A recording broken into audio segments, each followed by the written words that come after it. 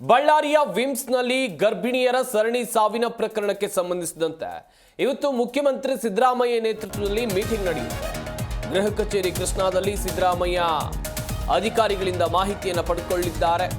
ಇಲಾಖೆಯ ಅಧಿಕಾರಿಗಳು, ವೈದ್ಯಾಧಿಕಾರಿಗಳು ಭಾಗಿಯಾಗ್ತಾರೆ. ಸಂಜೆ 5 ಗಂಟೆಗೆ ನಡೆಯಲಿರುವಂತಹ ಮಹತ್ವದ ಮೀಟಿಂಗ್ ಇದು ಎನ್ನುವುದು ಗೊತ್ತಾಗ್ತಾ ಇದೆ.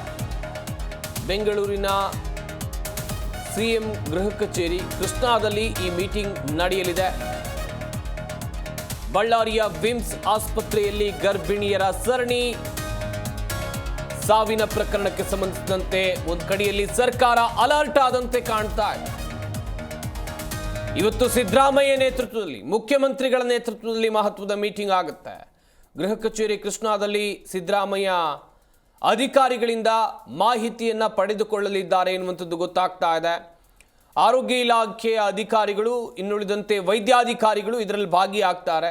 ಸಂಜೆ 5 ಗಂಟೆಗೆ ನಡೆಯಲಿರುವಂಥ ಮಹತ್ವದ ಮೀಟಿಂಗ್ ಇದು.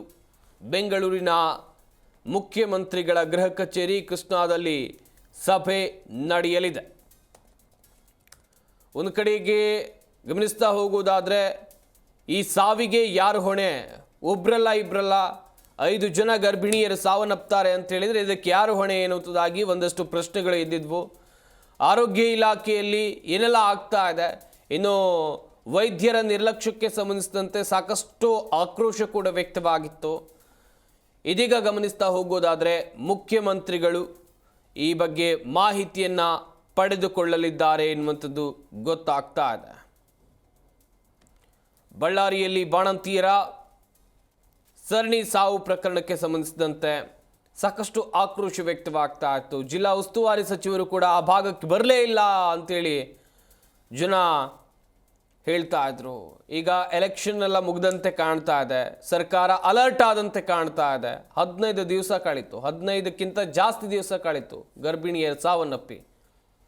ಒಂದು ವಾರದಲ್ಲೇ 4-5 ಗರ್ಭಿಣಿಯರು ಅಥವಾ ಬಾಣಂತಿಯರು ಸಾವನ್ನಪ್ತಾರೆ ಅಂತ ಹೇಳಿದರೆ ಇದಕ್ಕೆಲ್ಲ ಯಾರು ಹೊಣೆ?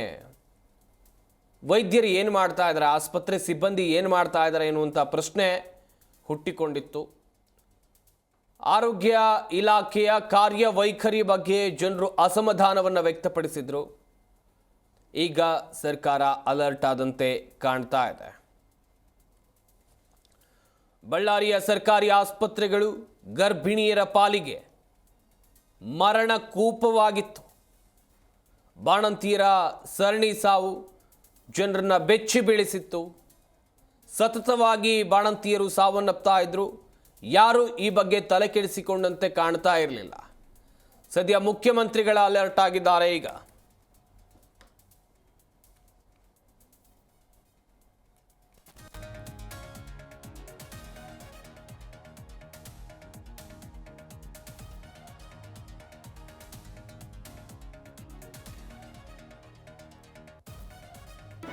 ಜಿ ಕನ್ನಡ ನ್ಯೂಸ್ ಈಗ ನಿಮ್ಮ ಮನೆಯಲ್ಲೇ ನೋಡಿ.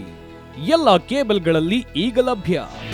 ನಿಮ್ಮ ನೆಚ್ಚಿನ ಜಿ ಕನ್ನಡ ನ್ಯೂಸ್ ಈಗ ಸನ್ ಡೈರೆಕ್ಟ್ ನಲ್ಲಿ number 292, Tata Play number 1664, Jio TV number 1334, NXT Digital number 30, In Cable number 30, City Networks 51, U Digital number 162, GTPL number 17, Rockline Telecommunications number 42, Shri Basaveshwara cable number 168, rural cable network 60, Vinayaka Digital 57, Abhishek cable 821, City Channel 53, Siddeshwara cable network 57, ವಿ4 Digital Infotech 628, Surya Digital Networks 53, Gajanan digital number 836, Malnad Infotech Private Limited number